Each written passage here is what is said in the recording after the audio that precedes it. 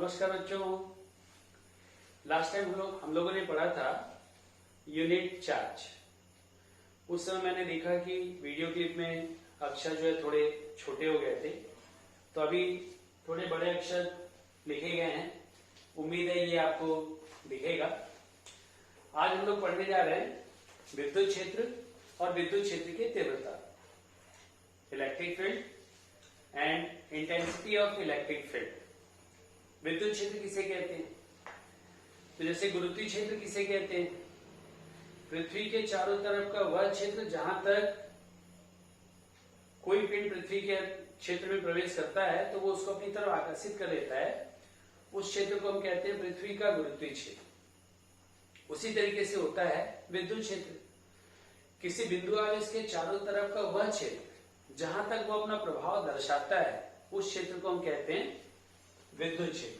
जैसे ये मान लिया जाए Q आवेश है, Q बिंदु आवेश है, इसके चारों तरफ का अपना एक क्षेत्र है जहां तक ये अपना प्रभाव दर्शाएगा, इस क्षेत्र को हम बोलेंगे विद्युत क्षेत्र। किसी बिंदु आवेश के चारों तरफ का वह क्षेत्र जहां तक वो अपना प्रभाव दर्शाता है उसे विद्युत क्षेत्र कहते हैं।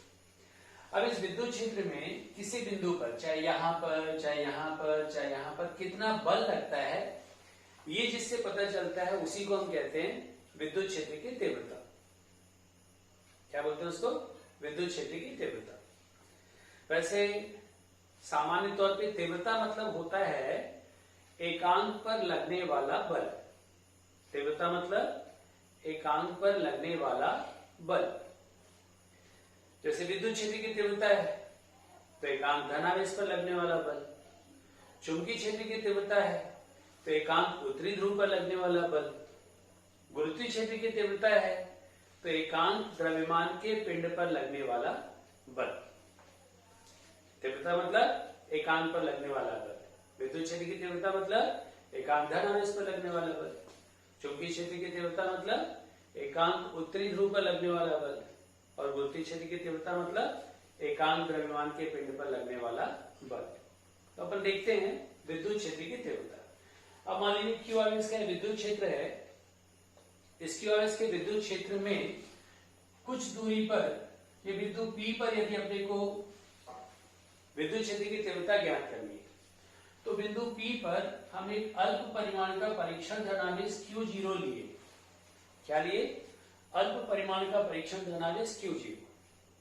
और इस अल्प परिमाण के परीक्षण धनावेश पर इस कैपिटल Q आवेश के द्वारा लगने वाला बल यदि F है तो बिंदु P पर विद्युत क्षेत्र की तीव्रता,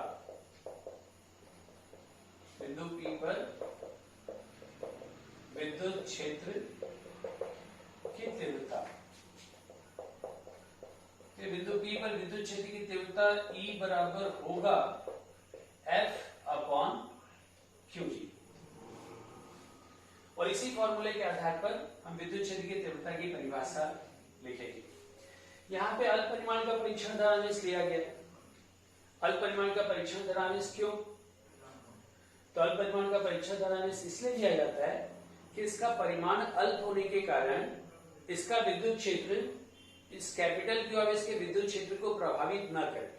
क्योंकि यदि कोई परीक्षण आवेश होगा और उसका परिमाण अधिक होगा तो उसका स्वयं का विद्युत क्षेत्र होगा और उसका स्वयं का विद्युत क्षेत्र इस कैपिटल Q आवेश के विद्युत क्षेत्र को प्रभावित करेगा।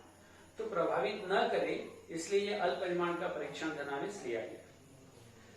अब इस फॉर्मूले के आधार पर बिंदु P पर विद्युत क्षेत्र की तीव्रता की डेफिनेशन क्या होगी कि विद्युत क्षेत्र के अंतर्गत किसी बिंदु पर अल्प परिमाण के परीक्षण धनावेश पर लगने वाले बल और उस परीक्षण धनावेश के अनुपात को उस बिंदु की विद्युत क्षेत्र की तीव्रता कहते हैं। क्या? विद्युत क्षेत्र के अंतर्गत किसी बिंदु पर अल्प परिमाण के परीक्षण धनावेश पर लगने वाले बल और उस परीक्षण धनावेश के अनुपात को उस बिंदु की विद्युत क्षेत्र की तीव्रता कहते हैं। या सरल परिभाषा में ये बोल सकते हैं कि ये अल्प परिमाण के परीक्षण धनावेश का यदि हम एकांक मान लें तो ये तीव्रता E बराबर होगा F। इसके आधार पर डेफिनेशन क्या होगी कि विद्युत क्षेत्र के अंतर्गत किसी बिंदु पर एकांक धनावेश पर लगने वाले बल को उस बिंदु पर विद्युत क्षेत्र की तीव्रता कहते हैं। विद्युत क्षेत्र के अंतर्गत किसी बिंदु पर एकांक धनावेश पर लगने वाले बल को उस बिंदु पर विद्युत क्षेत्र की तीव्रता कहते हैं। एरो मार्क है मतलब वेक्टर है, तो विद्युत क्षेत्र की तीव्रता एक सदिश राशि है जिसकी दिशा क्या होगी, तो इसकी दिशा होगी एकांक धनावेश पर लगने वाले बल की दिशा के अनुदिश, या अल्प परिमाण के परीक्षण धनावेश पर लगने वाले बल की दिशा के अनुदिश। जैसे मान लीजिए ये धन क्यू आवेश है, कैपिटल धन क्यू आवेश और ये बिंदु O है, तो विद्युत क्षेत्र की तीव्रता की दिशा हो जाएगी O से P की तरफ। और यदि यही ऋण क्यू आवेश होता है तो विद्युत क्षेत्र की तीव्रता की दिशा हो जाती P से O की तरफ। तो विद्युत क्षेत्र की तीव्रता एक सदिश राशि है जिसकी दिशा एकांक धनावेश या अल्प परिमाण के परीक्षण धनावेश पर लगने वाले बल की दिशा के अनुदिश होती है। इसका एसआई मात्रक क्या होगा, तो इसका एसआई मात्रक होगा, बल का मात्रक क्या होता है, न्यूटन, और आवेश का एसआई मात्रक कूलम। तो इसका एसआई मात्रक हो जाएगा न्यूटन प्रति कूलम। इसका एसआई मात्रक न्यूटन प्रति कूलम। और सीजीएस मात्रक, तो सीजीएस में आवेश का दो प्रकार का मात्रक है, स्थिर विद्युत मात्रक स्थैतिक कूलम और विद्युत चुंबकीय मात्रक ऐर कूलम। उसके आधार पर तीव्रता का भी दो प्रकार का मात्रक होगा। तो सीजीएस में स्थिर विद्युत मात्रक होगा डाइन प्रति स्थैतिक कूलम। ये कौन सा मात्रक है, स्थिर विद्युत मात्रक, क्या, डाइन प्रति स्थैतिक कूलम विश्लेषण के आधार पर। और विद्युत चुंबकीय मात्रक होगा डाइन प्रति एल कूलम, डाइन प्रति एल कूलम। और ऐसा ही मात्रक क्या है, तो न्यूटन प्रति कूलम। और सामान्यतः इसी का उपयोग किया जाता है। अब हम देखते हैं कि बिंदु आवेश के कारण किसी बिंदु पर विद्युत क्षेत्र की तीव्रता होती कितनी है। ये तो डेफिनेशन होगी। बिंदु आवेश के कारण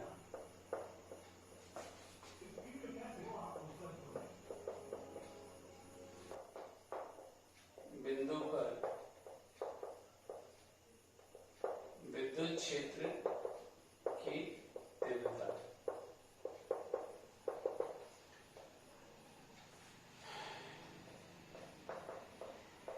electric field intensity at any point due to a point charge. Point charge.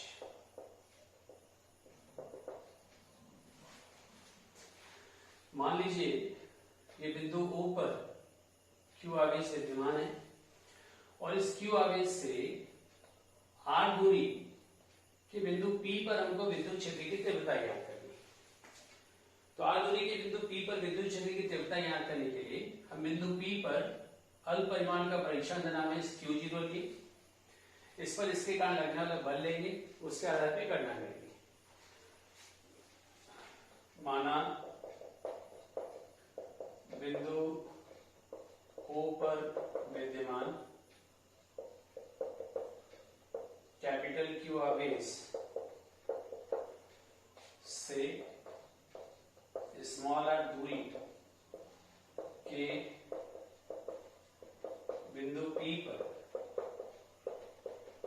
विद्युत क्षेत्र की तीव्रता ज्ञात करने के लिए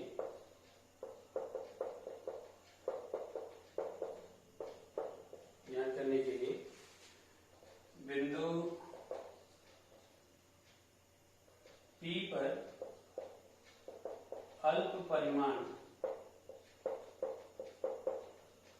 का परीक्षण धनावेश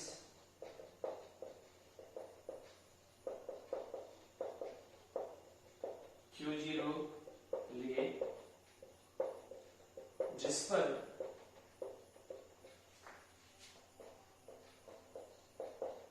लगने वाला बल, तो जिस पर लगने वाला बल F बराबर ऐसे ही पद्धति pi epsilon 0 Q into Q0 upon R square, इतना न्यूटन। यदि y या निर्वात है तो लगने वाले बल का मान है बराबर 1/4 pi epsilon 0 Q0 upon R square Newton. तो उस बिंदु पर विद्युत क्षेत्र की तीव्रता, तो उस बिंदु पर विद्युत क्षेत्र की तीव्रता E बराबर F अपॉन Q0, इसमें मान रख दिया जाए, मान रख देंगे। इसमें मान रखे तो E बराबर F का मान 1/4 pi epsilon 0 Q into Q0 upon R square भागित Q0, तो भागित तो अपन गुणित लिख रहे हैं, गुणित 1/Q0, Q0 कैंसिल हो गया, तो तीव्रता E बराबर हुआ 1/4 pi epsilon 0 Q upon R square. मात्रा क्या होगा, तो इतना न्यूटन प्रति कूलम। कैपिटल Q आवेश से R दूरी के किसी बिंदु पर विद्युत क्षेत्र की तीव्रता का ये मान वायु निर्वात में 1/4 pi epsilon 0 into Q upon R square, इतना न्यूटन पर कूलम। और यदि विद्युत रोधी या परावैद्युत माध्यम हो, तो यदि परावैद्युत माध्यम हो तो तीव्रता या विद्युत क्षेत्र की तीव्रता E बराबर या A' बराबर, तो A' बराबर हो गया 1/4 pi epsilon 0 capital K into Q upon R square, इतना न्यूटन पर कूलम। यदि इससे तुलना करें तो तुलना के आधार पे लिख सकते हैं कि A' बराबर E अपॉन K, A' बराबर E अपॉन K, मतलब परावैद्युत माध्यम में विद्युत क्षेत्र की तीव्रता वायु या निर्वात के विद्युत क्षेत्र की तीव्रता के 1/K गुणे के बराबर होती है। क्या, परावैद्युत माध्यम में विद्युत क्षेत्र की तीव्रता वायु या निर्वात में विद्युत क्षेत्र की तीव्रता के 1/K गुणे के बराबर होती है। और तीव्रता का सरल फॉर्मूला यही है कि किसी आवेश के कारण किसी बिंदु पर यदि तीव्रता ज्ञात कर रहे हैं तो तीव्रता बराबर है कांस्टेंट गुणित आवेश बटे दूरी का वर्ग। यहाँ पे 1/4 पाई एप्सिलॉन 0 क्या है, एक नियतांक है, तो नियतांक गुणित आवेश बटे दूरी का वर्ग। इस फॉर्मूले का हम आगे उपयोग करेंगे विभिन्न स्थितियों में विद्युत क्षेत्र की तीव्रता ज्ञात करने के लिए। अब यहाँ पे जो परावैद्युत माध्यम का परावैद्युतांक आया, जिसके बारे में अपन पहले भी बात किए थे, तो चलिए देखते हैं कि माध्यम का परावैद्युतांक होता क्या है।